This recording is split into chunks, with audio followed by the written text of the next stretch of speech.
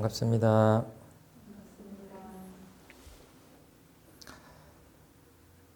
소태산 대종사님 법문이 참 많은데요. 그 중에 오늘 이렇게 소개해드릴 법문은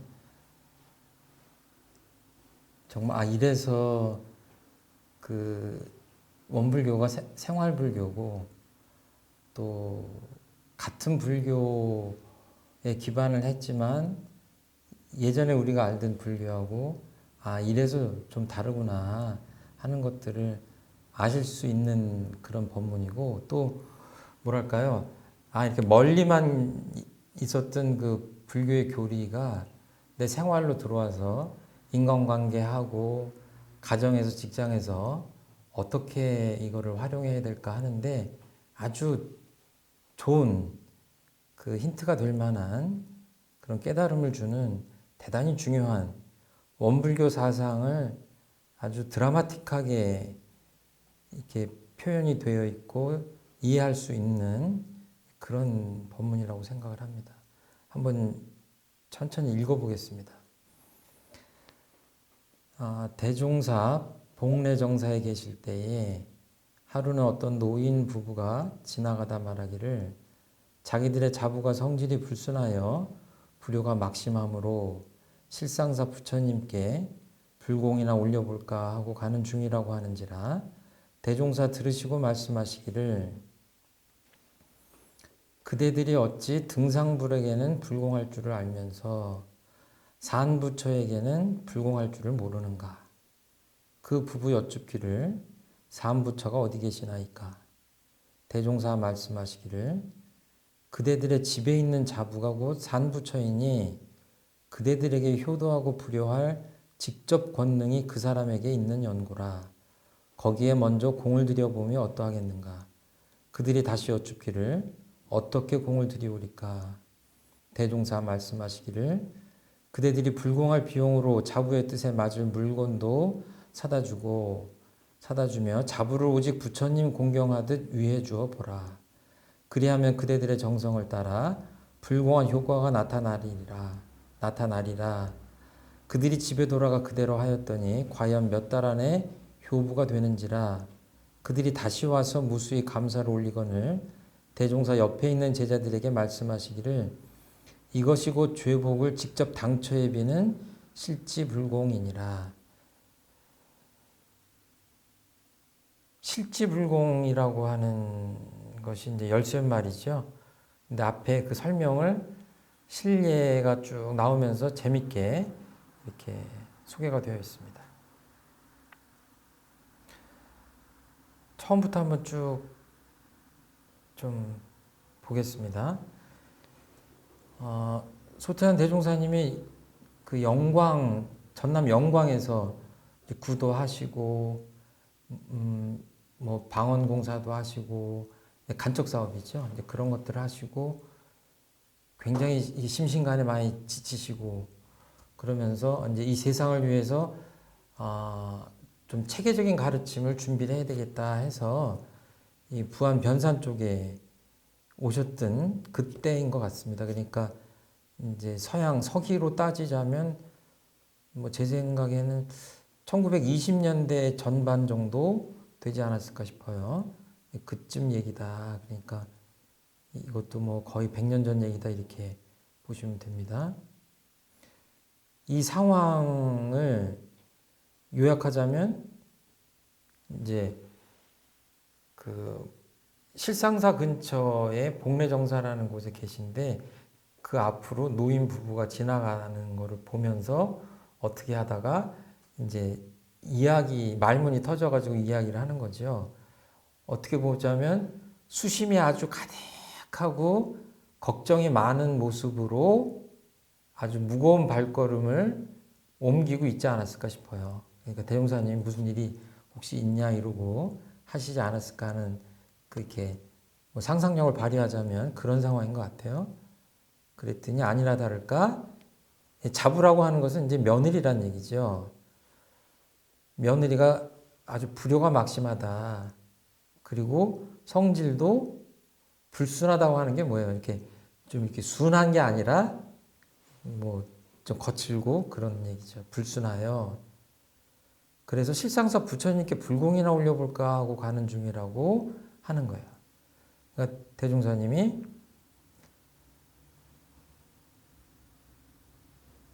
그대들은 어찌 등상불에게는 불공할 줄을 알면서 삼부처에게는 불공할 줄을 모르는가라고 선문답같이 툭 던지시는 거예요.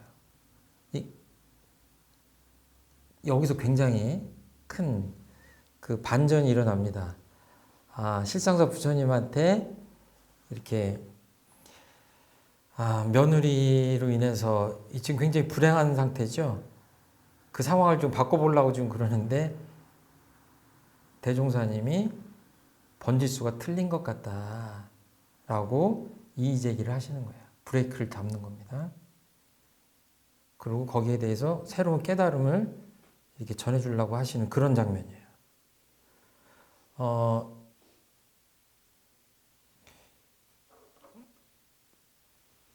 자부 하나가, 며느리 하나가 잘못 들어오면 어때요? 집안이 지옥입니다. 이렇게 들으면 이 세상에 며느리들이 좀 발끈할 것 같은데 며느리가 아니라 누구나 마찬가지예요. 그 가정에 누구 한 사람이 이렇게 성질이 불순한다거나 뭐 까칠하다거나 여러 가지 문제를 일으킨다고 하면 누구나 마찬가지예요. 집안에 그런 사람이 한 사람만 있어도, 또 직장에 그런 인연이 한 사람만 있어도 심하게 표현하면 그곳은 지옥에 가까울 수 있다. 그런데 여기 이 본문을 이렇게 보면 실상사 부처님께 불공을 올려볼까 하고 가는데, 불공이라는 거는 다 아시겠지만 부처님한테 공양하는 겁니다. 뭔가를 바치는 거예요. 그러니까 내가 갖고 있는 것 중에 가장 소중하다고 생각하는 것들을 바치죠. 그래서 대개는 뭐 부처님한테 예전에 갈 때는 그 초나 뭐 쌀이나 향이나 과일이나 뭐 이런 것들을 바쳤는데, 다른 종교에 보면 옛날에 보면 뭐 그 유목민들이 그 가축 중에서 가장 그 잘 큰 티가 하나도 없는 양, 소, 뭐 이런 짐승을 잡아서 바치는 희생제의라고 하죠. 이런 것들이 보면은 그 계시 종교 쪽에서는 희생제의지만 이쪽으로 오면 그게 불공이나 마찬가지죠. 같은 맥락이에요. 내가 갖고 있는 것 중에 가장 귀중한 것들을 바치는 행위죠. 그러면서 소원을 비는 이런 거예요. 그러니까 여기 지금 뭐를 갖고 가셨는지 모르겠는데 아마 이것저것 이렇게 머리에다 이고 뭐 가져가지 않았을까 싶어요. 그런데 이게 정말 의도해서 이 본문이 이렇게 쓰여지고 정리가 되는지 모르겠는데 참 묘한 것이 이 부분에 꼭 제가 이 눈길이 가요. 불공을 올려볼까 하고 가는 중입니다 라고 한 게 아니라 불공이나 올려볼까 하고 어떤 느낌이 들어요? 확신이 없어요. 이분들이 하도 이것저것 해봤는데 이제 안 돼가지고 답답해서 실상사 부처님께 불공은 하러 가는데 가기 직전인데도 불구하고 어떤 확신이 없어요. 이렇게 불공을 하면 그 속속이던 며느리가 마음이 이렇게 바뀌어져 가지고 효부가 되겠다 하는 확신이 없는 게 눈에 보여요. 불공이나 올려볼까 하고. 대종사 들으시고 뭐라고 하셨어요? 등상불. 이렇게 법당에 모셔진 금빛 부처님한테는 불공을 할 줄 알면서 산부처에게는, 여기 산부처라는 거는 강, 산, 바다 이럴 때 그 산이 아니죠. 살아있는 그 생불이란 얘기예요. 살아계신 부처님한테는 어찌 불공할 줄은 모르는가. 그러니까 뭐예요? 불공의 대상을 확 바꾸신 거예요. 그 법당에 모셔진 부처님이 아니라 그 노부부 당신들을 힘들게 하는 당신들의 며느리가 바로 살아있는 부처님이다라고 얘기를 하시는 거예요. 깜짝 놀라죠. 사실은 생불림이라고 하는 표현을 그렇게 쉽게 하는 게 아니죠. 근데 여기서 사무부처라는 표현을 과감히 하시는 거예요. 과감하지도 않죠. 어떻게 보면 대종사님은 이 우주만유를 다 부처님으로 보시니까. 그러면서 여기 보면 이제 어떤 대목이 나오냐면, 사무부처가 어디 계시냐니까, 그러니까 그렇게 며느리가 곧 사무부처라고 하면서 그 이유까지 얘기를 하세요. 왜 며느리를 사무부처라고 했는지에 대해서 소태한 대단히 논리적인 분이세요. 사실적인 설명을 하셔야 속이 후련하신 분이에요.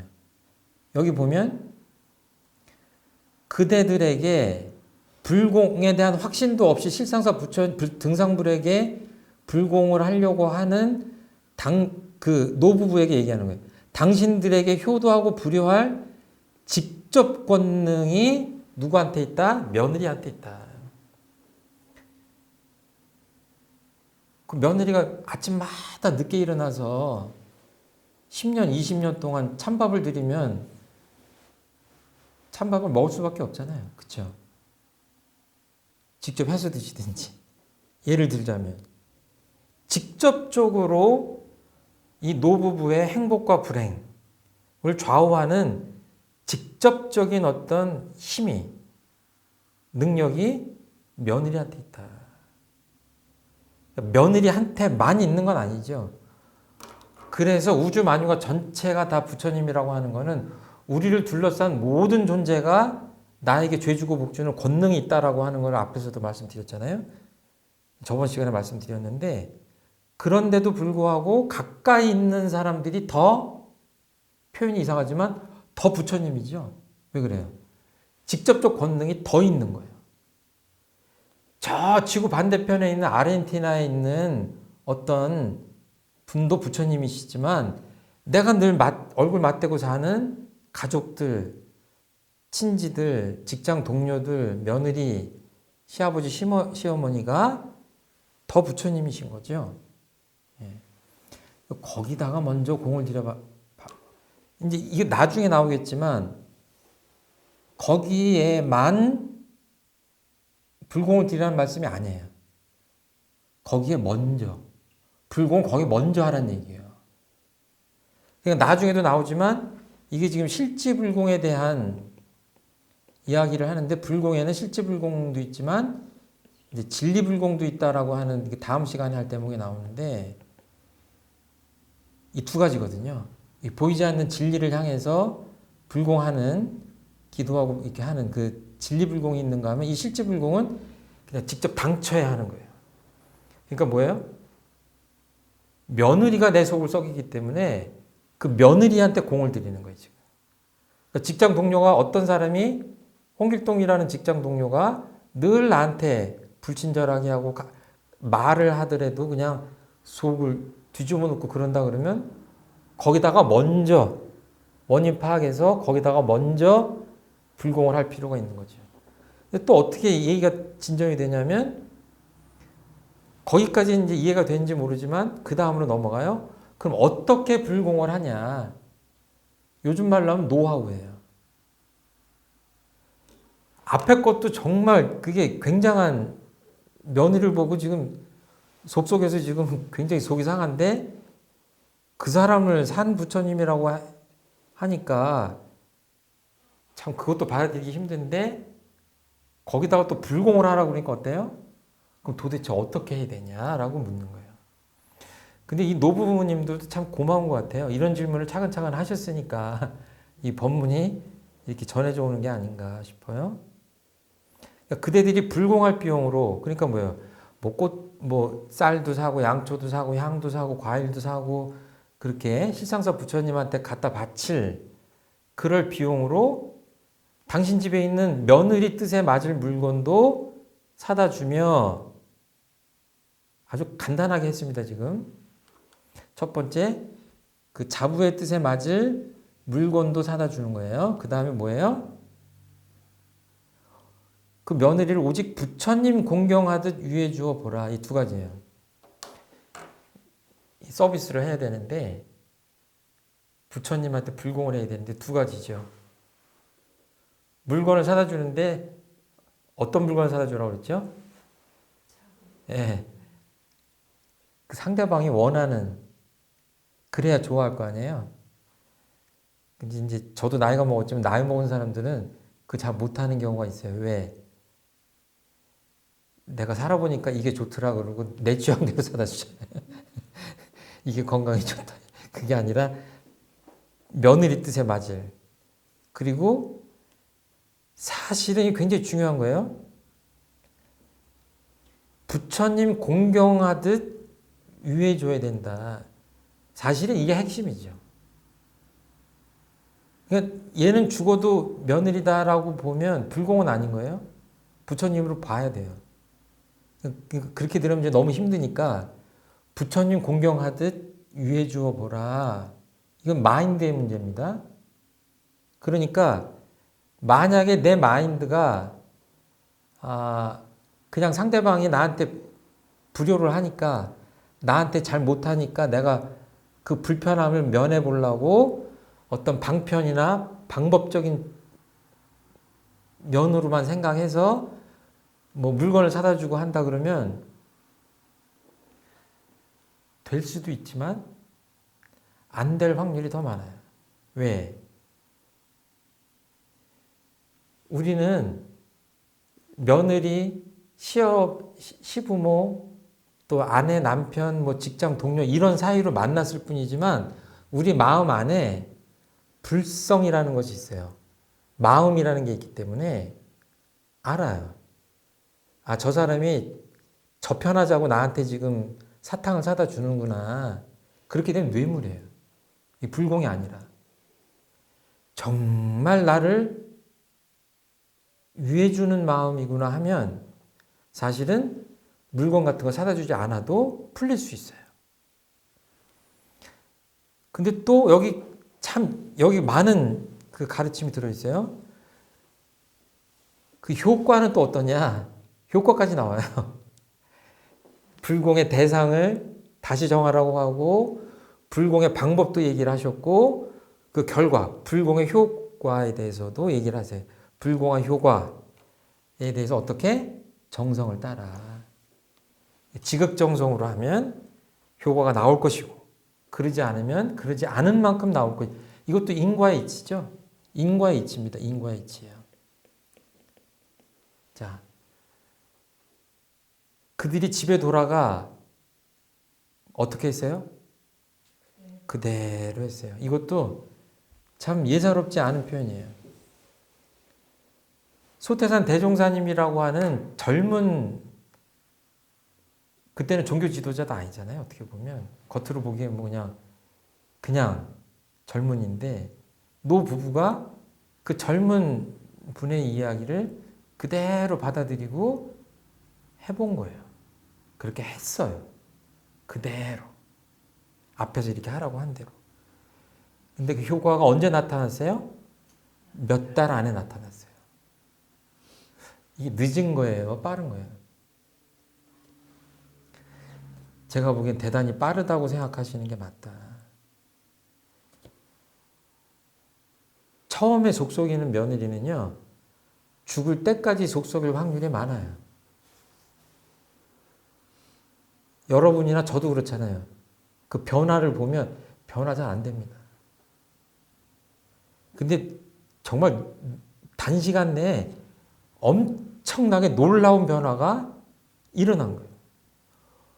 불효가 막 심한 며느리가 그냥 며느리가 된 게 아니에요. 뭐예요? 효부가 됐어요. 효자라고 해요. 효자, 효부. 정말 부모님을 잘 모시는, 시부모님을 잘 모시는 며느리가 됐다. 그러니까 어떻게 해요? 다시 찾아와서 소태산 대종사님한테 무수히 감사를 올리는 거예요. 이런 것들을 죄복을 직접 당처에 비는 실지불공이다. 이제 이렇게 표현하셨거든요.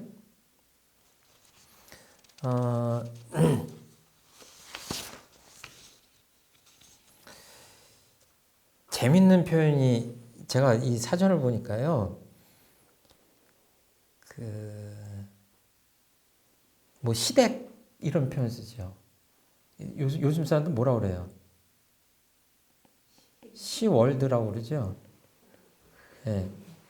시월드 WR 월드인데 시댁이란 얘기죠.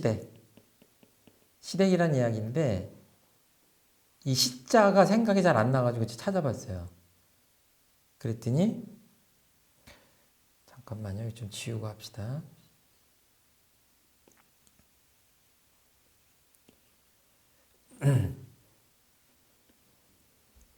시자를 어떻게 쓰냐면 이렇게 써요. 계집여자 옆에 생각사자예요.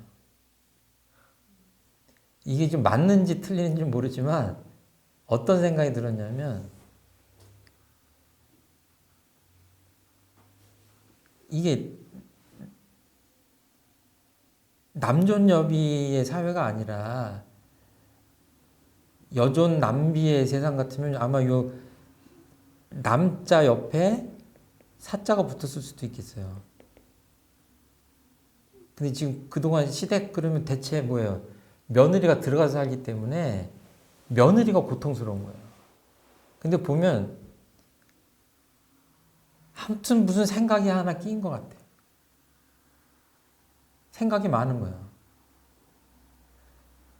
그냥 부모가 아니라 뭐예요? 시부모잖아요. 시라고 하는 그게 하나 붙는 순간 뭐예요? 그 생각, 분별하는 생각이 지금 들어간 거죠. 그러니까 그 시부모 입장에서 뭐예요? 딸이 아니라 며느리죠. 그러니까 그 안에 뭐가 하나 마음의 장벽이 지금 있는 거예요. 부모님이 아니라 시부모님. 내 딸하고 동갑인 며느리지만 며느리인 거죠. 딸이 아니라. 그러니까 명절 때 내 딸은 퍼져 자는 것이 이뻐 보이지만 며느리가 그러면 절대 안 되잖아요. 그렇죠? 그리고 내 부모가 이러면 별로 거슬리지 않는데 시부모님이 그러면 뭐 이렇게 제가 보기엔 그 잘못된 생각들이 하나 있으면 그거는 며느리건 시부모건 마찬가지고 우리도 마찬가지다 지금. 이게 지금 며느리라고 하는 법문 그 대상이 지금 문제가 된 것처럼 해서 이렇게 촉발이 된 법문이긴 하지만 따지고 보면 그거는 인간관계 전반에 걸친 이런 얘기일 수 있다. 그러니까 뭐예요? 사람들을 볼 때 인간관계 할 때 내 마음 안에 어떤 상이나 또는 뭐 고정관념, 틀 이런 것들이 이제 분별심이 경계가 되잖아요. 마음에 보이지 않는 장벽들이 있잖아요. 거기서부터 다 이게 그 비롯되는 거죠. 그러니까 아까처럼 그렇게 뜻에 맞는 물건도 사다 주고 또 뭐예요? 부처님 유의하듯이 해주고 이렇게 하는 건데 보면 뒤쪽이 더 중요한 일일 수도 있고 이제 나중에 보듯이 여기 실지불공만이 아니라 이제 진리불공으로 가면 이때는 사실은 간절히 예를 들어서 그 상대방을 위해서 기도를 한다 이러면 그 내 마음 안에 있는 장벽을 녹이는 작업이죠. 마음이 하나 되는 작업이죠. 이거는 물건으로 되는 게 아니에요. 그러니까 이 두 가지가 같이 어우러져야 진정한 불공이다 이렇게 알 수가 있는 것 같아요. 그런데 여태까지 보면 불공이라고 하면 지금 소태한 대종사님 말씀하신 실제 불공보다는 그냥 그렇게 등산불 앞에서 하는 불공 또는 기도 같은 진리불공 이런 쪽에 너무 치우쳐 있기 때문에 이 법문은 이 앞으로 미래의 세상을 살아가는 우리들한테 대단히 큰 그 깨달음을 주는 법문이고 뭔가 정말 행복의 열쇠를 주는 법문이지 않은가 이렇게 생각이 됩니다.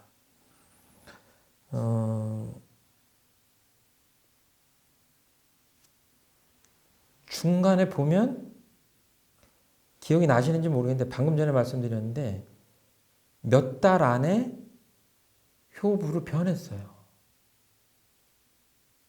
그래서 대종사님 찾아와서 무수히 감사를 올리죠. 근데 그 대목도 가만히 보면요. 제가 생각해 본 거예요. 그냥 혼자.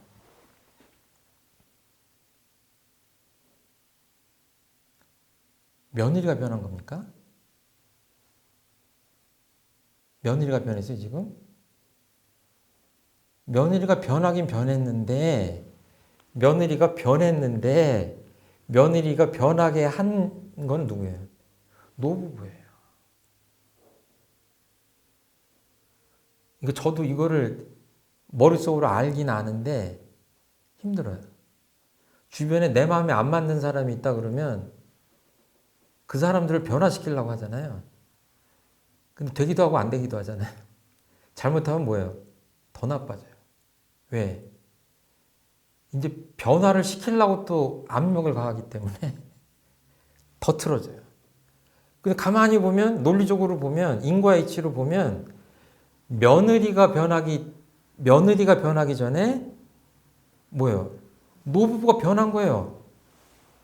소태한 대종사님 말씀하시니까 아, 불공의 대상이 며느리구나.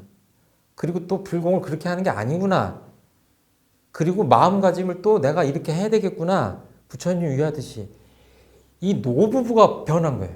며느리를 대하는 그 방식, 삶의 태도, 관점, 마음가짐이 변한 거예요. 이 엄청난 노부부, 이분들이 지금. 이게 원불교라는 뭐 대종사님 가르침을 해서 이 10년, 20년 다닌다고 해서 이거 안 될 수도 있거든요. 근데 이분 딱 한마디 알아듣고 당신들이 먼저 변해서 상황을 변화시킨 거죠. 그러니까 어떻게 보면 여기 마음 공부의 원리가 그대로 있어요. 바깥을 변하려고 하는 게 아니라 내 마음부터 잘 보고 내 마음 잘 챙기고 내 마음의 변화를 하고 하면 내 행동도 변하고 그 영향력이 주변에 미쳐가서 상황이 호전돼서 점점 지옥 같고 상극의 기운이 넘쳤던 그 내 주변의 상황이 행복한 낙원으로 변하고 상생의 인간관계로 변하고 이렇게 되는 게 아닌가 그런 생각이 들었습니다. 그래서 이게 아주 누구든지 보면은 이해하기 쉽게 이렇게 정리가 되어 있는, 그리고 또 재밌잖아요, 이야기가. 이것들을 마음에 잘 담았다가 응용을, 아, 나는 며느리 없으니까 이 대목은 안 해도 되겠다. 이게 아니라, 지금 며느리 얘기를 하는 게 아니라, 그 전반적인 삶의 태도, 또 사람들한테 불공하는 방법, 이런 거잖아요. 그러니까 우리 삶에서 응용을 잘하고 활용을 하는 그런 법문이 됐으면 좋겠다, 이렇게 생각을 합니다. 글쎄요, 이제 제가 설명드린 게 그냥 제 이야기라서 좀 참작해서 이해해 주시면 감사하겠습니다. 들어주셔서 감사합니다.